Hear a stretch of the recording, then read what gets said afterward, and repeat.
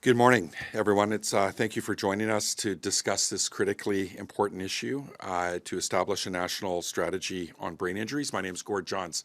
I'm the federal NDP critic for health and the Member of Parliament for Courtenay Alberni. I'm very pleased to be joined today by Michelle McDonald, who's the CEO of Brain Injury Canada, and Janelle Breese Biagioni, who's the Executive Director of the BC Brain Injury Association and Community Lead on the National Strategy. Back in June, I tabled Bill C-206, an act to establish a national strategy on brain injuries. And I really want to thank these two incredible people sharing the stage with me today, as this bill was very much developed in direction with consultation with them. Today, we're also joined by many stakeholders and advocates from across the country, far too many to fit on this stage with us, who are meeting with members of Parliament on Parliament Hill and senators to impress upon all parliamentarians the need for more services and support for brain injury at all stages of recovery. Bill C-206 requires the Minister of Health to develop a strategy to support and improve brain injury awareness, prevention, and treatment, as well as improving the rehabilitation and recovery of people living with a brain injury. The strategy would also require consultation with provincial and territorial governments responsible for health, Indigenous people and Indigenous groups, and relevant stakeholders. The strategy requires a number of things, including the implementation of preventative measures, identifying the training, education, and guidance needs of healthcare professionals, and identify the challenges resulting from brain injury, such as mental health problems, addiction, housing and homelessness issues, and criminality. The bill would also have reporting requirements so that Parliament can keep tabs on this strategy. I'd also like to acknowledge the great work done by my former NDP colleague, Alistair McGregor, the past Member of Parliament for Cowichan Malahat Langford, who introduced this bill in two previous parliaments. Alistair's last attempt at making a national strategy on a reality, then Bill C-277, passed second reading with a unanimous vote in the previous Parliament, supported by all parliamentarians. And were it not for delays with House business in the fall of 2024, it would have likely been enacted by now. So this issue is completely nonpartisan, as demonstrated by the overwhelming support for it by all parties in the previous Parliament. I'd therefore like to encourage all members of Parliament and senators to support Bill C-206 to finally enact a national strategy on brain injuries. And it's an honor to right now pass things over to Michelle McDonald from Brain Injury Canada to say a few words. Michelle. Thank you, MP Johns. Brain injury is the issue Canada isn't talking about, yet it cuts directly across some of the most urgent social challenges facing our country. Brain injury can transform every part of a person's life, their independence, abilities, employment, relationships, and sense of connection to their community. While an outdated statistic suggests 1.5 million Canadians live with the effects of brain injury, the true number is far higher. Brain injury is rarely a single event, yet is often the beginning of a lifelong chronic condition. And although medical advances now save more lives after severe injury, our healthcare and social systems are not built to support people in the years and decades that follow. Many people with brain injuries fall through the cracks. Others live stable lives, but still cannot access the services, accommodation, and supports needed to live well. The hidden nature of brain injury only compounds the problem, leading to stigma, misunderstanding, and isolation. Brain injury is connected to so many of the challenges we talk about every day in Canada. It doesn't occur in isolation. Its impacts are shaped by factors like housing insecurity, mental health, employment, substance use, violence, and systemic inequities. It both influences and is influenced by these conditions, creating complex cycles that disproportionately affect marginalized and underserved communities. Understand brain injury means understanding how it intersects with the broader social challenges Canadians face every day. Despite this profound impact, Canada has no coordinated national approach to prevention, treatment, rehabilitation, or long-term support. Acute long-term data, which is the foundation of effective policy, remains largely absent. This lack of information prevents us from understanding the true scope or need or or designing the systems required to meet it.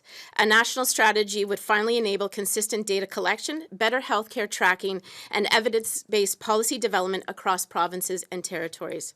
This is a non-partisan issue. Brain injury affects every Canadians of every age, background, and political affiliation. It affects families in every riding. The need for coordinated action transcends party lines, and Canadians are looking to all members of Parliament and senators to work together to make a national strategy a reality. This is an opportunity for Parliament to demonstrate unity, leadership, and a commitment to the well-being of millions of Canadians now and for generations to come. Investing in a national brain injury strategy is both a moral imperative and a smart economic choice. It would save lives, reduce suffering, and improve outcomes across housing, mental health, employment, substance use, and violence prevention. Canada needs a national strategy on brain injury so every person has the opportunity not only to survive, but to recover, rebuild, and thrive. Thank you, Michelle and MP Johns. Good afternoon. As you know, my name is Janelle, and I have the privilege of serving as the Executive Director of the BC Brain Injury Association. I'm also the CEO and founder of the Constable Janelle Breese Centre for Traumatic Life Losses, which I formed in 2016 in memory of my husband who suffered a traumatic brain injury in a duty-related accident in Penticton, an RCMP motorcycle officer, and began pursuing a national strategy then. So it's been 9 years in the works for me. I'm also the community lead on the BC Consensus Statement on Brain Injury, Mental Health and Addiction, which was the first ever statement made in the country. And as MP John said, the lead on the National Strategy on Brain Injury. So since my husband's death for more than 35 years, I have now walked along survivors, families, clinicians, researchers, and community partners across Canada. And through all of those years, listening and learning their stories, one message has become absolutely clear, which is brain injury is not only a health issue, it is a human rights issue. Every day, we learn about people whose brain injuries come through the front door of our medical system. The person who sustains a brain injury after an overdose. The woman living with traumatic brain injuries caused by intimate partner violence. The individual navigating homelessness whose injuries accumulate over years of survival. Because they did not enter through the system or through the right door, and because our systems are fragmented, they are left behind. They are invisible in data, they're excluded from services, and denied the supports that every Canadian should have access to. This is a human rights failure. It should not depend on your postal code if you get served.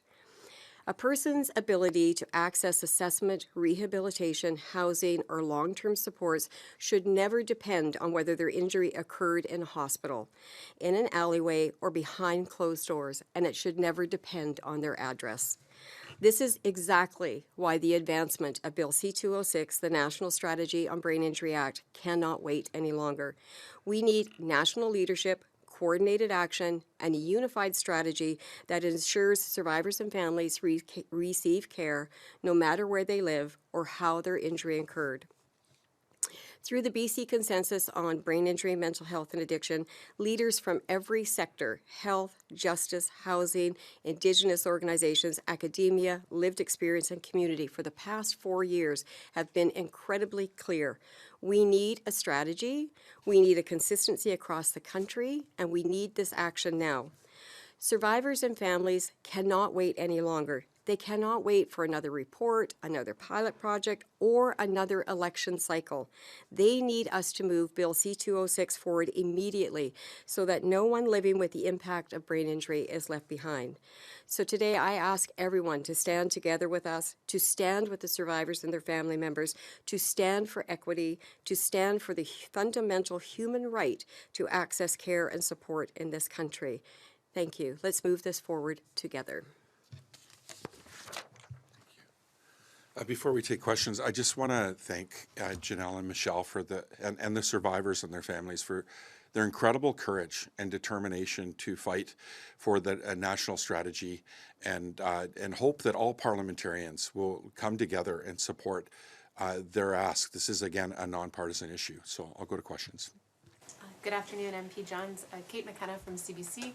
Yesterday we reported that this MOU set to be signed between Alberta and Canada includes a number of things that could lead to a path for a pipeline through BC and a lifting of some environmental regulations, including the clean electricity regulations, the tanker ban. I'm just wondering, as a BC MP, how do you feel about that? Well, I mean, I'm appalled, first and foremost. The Prime Minister, first, when he, tabled Bill C-5, he was unequivocally clear that he would consult with First Nations, he would honor his fiduciary duty of free, prior, and informed consent, that he would not ram through projects against the wishes of provinces. And right now we have the province of British Columbia who's been unequivocally clear. They do not support lifting of the moratorium on a tanker ban on the North Coast. And we've heard from coastal First Nations. Again, they've been clear that they don't support the lifting of the ban. Secondly, they haven't been contacted. Like, nobody has reached out to meet with them. So the fact that the Prime Minister is having closed-door meetings with the Premier of Alberta, it's insulting, it's appalling, it's disrespectful and disgraceful. And the Prime Minister has a duty. He should be meeting with the Premier of British Columbia. He should be meeting with coastal First Nations. And they will be explicitly clear that they don't support it, and also that this is one of the most pristine areas of the world. One of the last runs of Pacific wild salmon, which are obviously under threat. They've created a sustainable economy, over $1 billion economy in the Great Bear Rainforest. The government of Canada is looking at putting that at risk. That is not nation building. Thank you. And maybe I'll just add, Canada just got the Fossil Award at COP.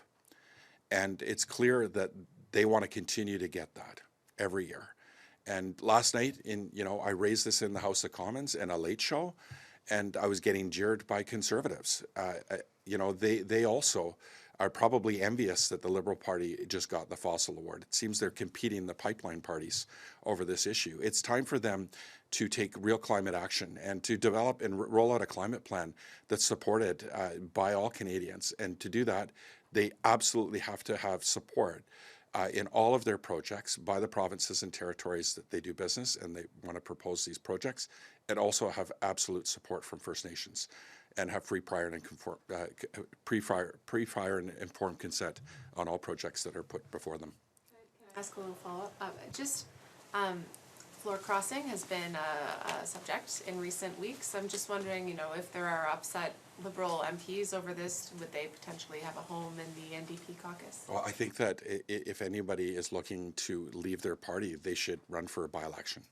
And they could always, seek out support from the local EDA at the NDP. But right now, if you're a Liberal from coastal British Columbia, you should be very deeply concerned. The fact that British Columbia is in the coast, despite all the polling that everyone likes to throw around about British Columbians supporting a pipeline, I live in coastal British Columbia. I can tell you that's not true with coastal British Columbians. So those coastal MPs, they need to stand up to the Prime Minister and they need to push back, and we're counting on them as well as coastal people. Thank you. This concludes the press conference. Merci, ça conclut cette conférence de presse. Merci, thank you.